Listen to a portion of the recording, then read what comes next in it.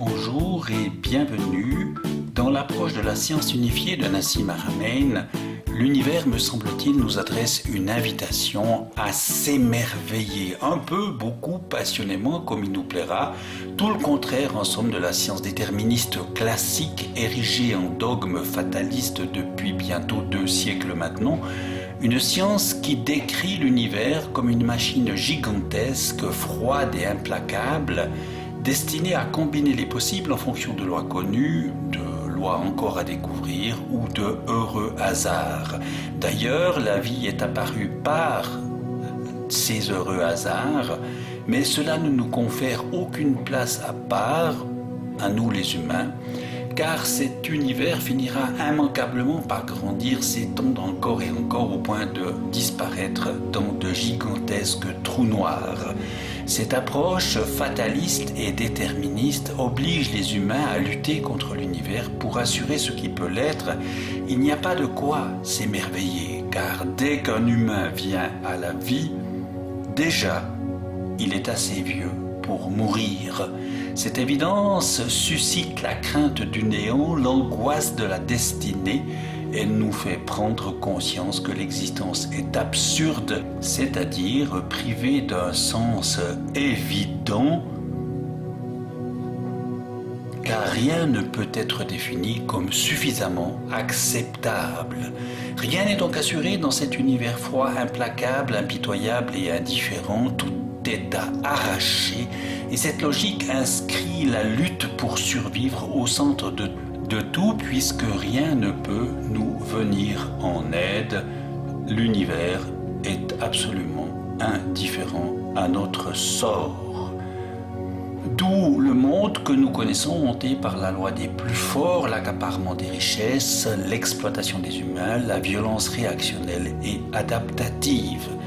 La science unifiée de Nassim Haramein, au contraire, du moins dans ce que j'en comprends, parvient à d'autres conclusions. Pour elle, l'univers est vivant, ordonné merveilleusement de manière holographique et fractale. Tout y est organisé de manière différente. Et la loi qui domine la vie est la loi de la coopération tendant vers des buts toujours plus élevés, et c'est aussi vrai pour les formes de vie les plus primitives. Et chez les humains, cette loi prend la forme de l'amour. Dans cet univers, tout s'y décline sous forme d'informations, d'ondes, de vibrations, d'énergie ou de matière, le tout véhiculé par l'espace-temps omniprésent. La structure de l'espace-temps, nous dit Nassim Haramein, est la seule chose qui existe, la seule chose qui compose notre réalité, la rotation de ces fluctuations du vide qui produit des superamas, des amas, des galaxies, des étoiles, des planètes, des atomes, des particules subatomiques, jusqu'au champ de Planck, des particules de Planck et même des sous-Planck. Il est fort probable que l'espace-temps tourne à l'infini et produise des singularités à toutes les échelles. C'est ainsi que tout vient à exister.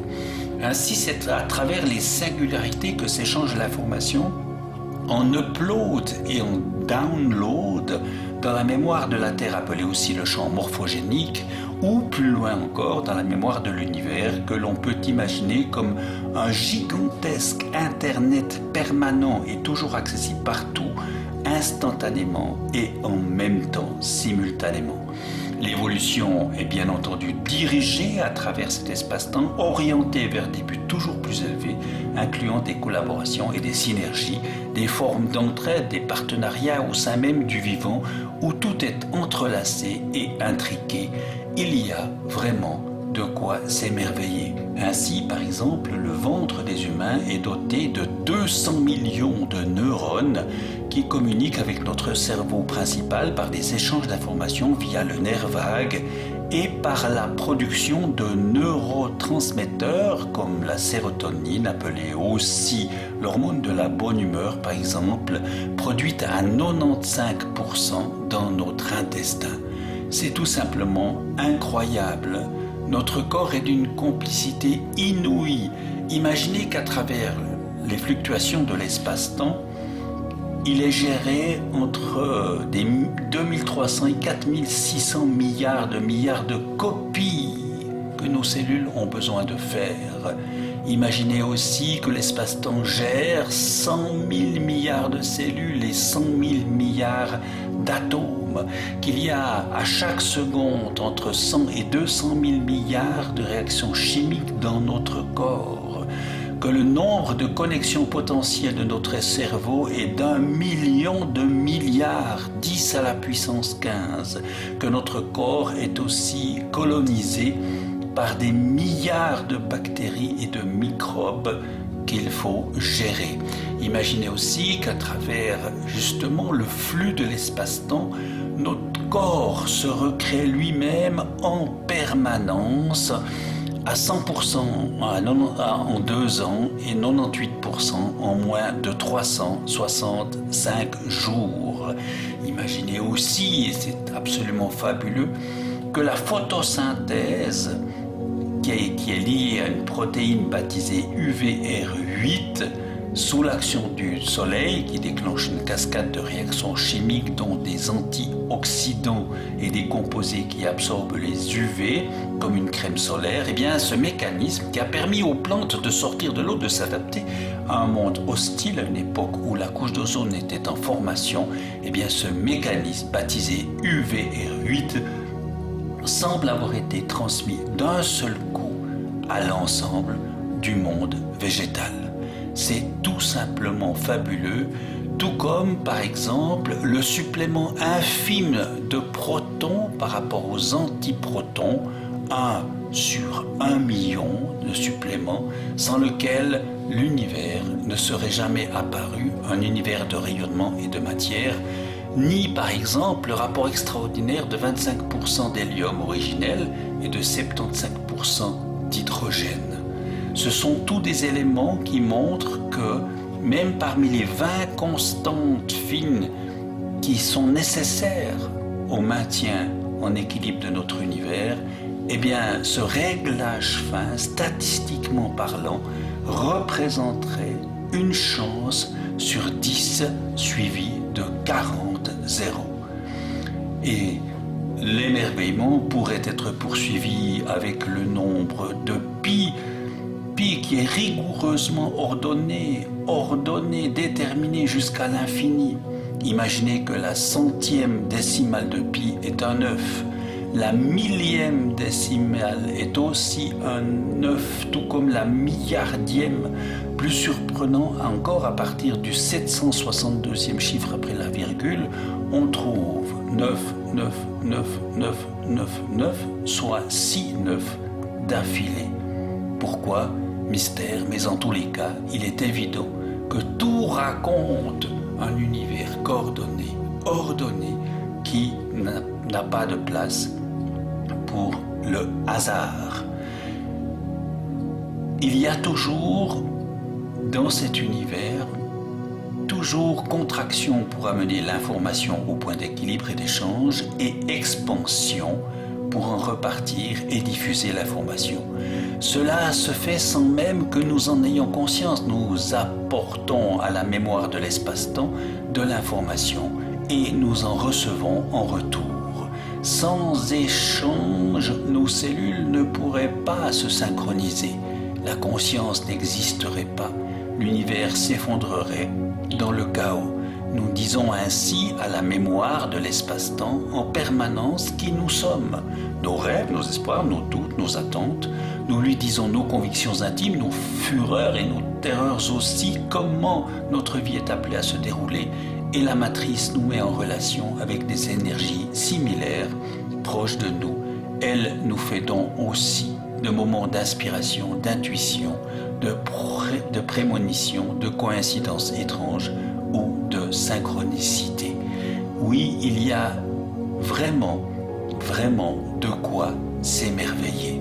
La beauté, le surnaturel, la compétence, la vertu aussi liée à notre cerveau moral et religieux, un cerveau moral à travers lequel nous avons le sens de l'équité, le sens de la justice, le sens de la collaboration, l'empathie, la compassion, ou l'altruisme, et notre cerveau religieux qui nous permet d'aller en ce lieu d'unicité où tous les désirs et les besoins sont apaisées, où nous pouvons transcender notre réalité.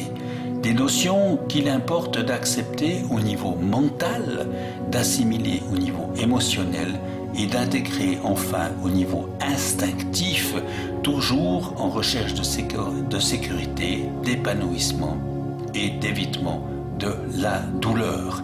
Les effets de l'émerveillement pourraient se dire ainsi: il y a une bonté et une générosité qui en découlent, des émotions positives, un développement de la pensée critique, une santé améliorée, une ouverture à l'apprentissage et à la créativité et une satisfaction dans la vie. Car nous sommes partenaires de cette conscience universelle. Et la conscience universelle est la matrice de toutes les formes de vie dans l'univers. Cette conscience ne réclame pas de culte, pas de prière, pas d'adoration ou de soumission.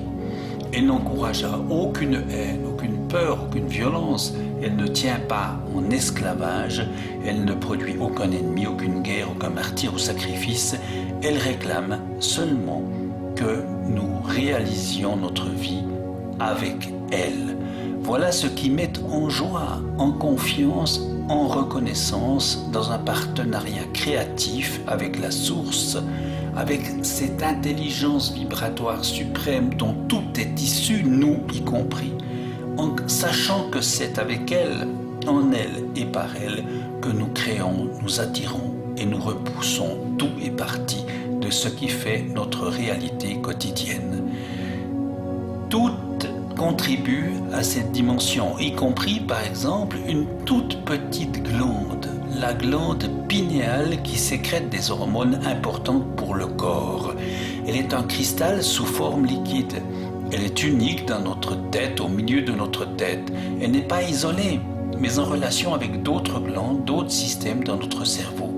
En son milieu, il y a comme une pompe qui pompe les liquides cervicaux et qui crée une pression hydrostatique. La glande oscille en créant une réaction spécifique, un peu comme l'antenne fractale d'un téléphone portable. Cette glande pourrait être aussi à l'origine de la production d'un nectar que nous recevons via les sinus. Elle est comme un processeur, une antenne Wi-Fi. Mais son oscillation peut être entravée par des composants chimiques comme le fluor, semble-t-il, ou des minéraux qui vont la calcifier. Cela réduit alors notre capacité de capter des informations du vide. On serait aussi plus isolé et moins créatif en nous déconnectant les uns des autres. Mais ce nectar dont je vous parlais tout à l'heure, eh bien, un homme, Prahlad-Jani, un saint indien, là on a vécu. Il affirme qu'il n'a pas mangé ni bu durant plus de 70 ans. Même après de nombreux tests, les médecins ne savent toujours pas comment cela est possible. En réalité, à l'intérieur de nous existe une faculté que nous sommes en train de découvrir. Il nous appartient de découvrir ce qui nous empêche de grandir en tant que personne. Les poids morts ancrés au fond de nous qui nous ont empêchés de devenir ce que nous pouvons être en tant qu'êtres humains. Nous sommes en réalité des promesses d'anges. Imaginez un peu la tournure que pourrait prendre l'évolution humaine si nous apprenions à stimuler ce nectar, à mieux gérer nos émotions négatives, à partager les ressources de notre terre, à puiser l'énergie du vide, à nous diriger vraiment vers des buts plus élevés dans le sens de l'univers et pas à contresens. Imaginez que nous puissions comprendre enfin que tout est Dieu, constitué d'informations provenant de cette intelligence vibratoire supérieure, la source de tout, à laquelle nous participons activement. Imaginez que nous apprenions à mieux l'utiliser dans un partenariat créatif, respectueux et bienveillant. Tout en serait changé. Nous pourrions vivre dans la confiance et la gratitude en tournant nos sens vers l'information pour y puiser tout ce dont nous avons besoin et avoir ainsi une influence à distance. Nous pourrions, comme sait le faire Nicolas Fraisse par exemple, explorer les sorties de corps, les voyages astraux à travers l'univers, la vision à distance, les expériences de mort imminente, la télépathie et tant d'autres choses encore à peine imaginables. Il est urgent, donc, de nous réconcilier avec la source, avec cette intelligence vibratoire suprême, de nous y ouvrir paisiblement et joyeusement en sachant que nous y sommes reliés en permanence par différents moyens. Les protons dans notre corps, nos cellules, l'eau dans notre corps, notre cerveau qui est un émetteur-récepteur, la singularité de notre cœur, par où les ondes gamma nous passent notamment. Nous pouvons certes être mal ajustés à la source ou mal en capter les informations, mais jamais en être coupés. Même la mort ne le peut pas. C'est fabuleux et merveilleux tout en même temps. En tournant nos sens vers l'information, nous avons une influence, y compris à distance en vertu du principe d'intrication. Ce n'est pas de la magie, mais la manière dont l'univers fonctionne. En général, on n'utilise pas ses capacités, mais on peut apprendre à le faire. Nous recevons de l'information du vide en permanence, et cela se fait à tout moment. Et cela peut se faire plus particulièrement sous forme d'intuition, d'inspiration, de prémonition, de hasard, de synchronicité, entre autres choses. Dans le vide matriciel, toute l'information est disponible et c'est là que se font les voyages hors du corps, les expériences de mort imminente, les visions à distance. Ce sont des informations reçues en retour du vide matriciel, des feedbacks accessibles à la conscience dans certaines conditions ou circonstances. N'est-ce pas justement absolument fabuleux ?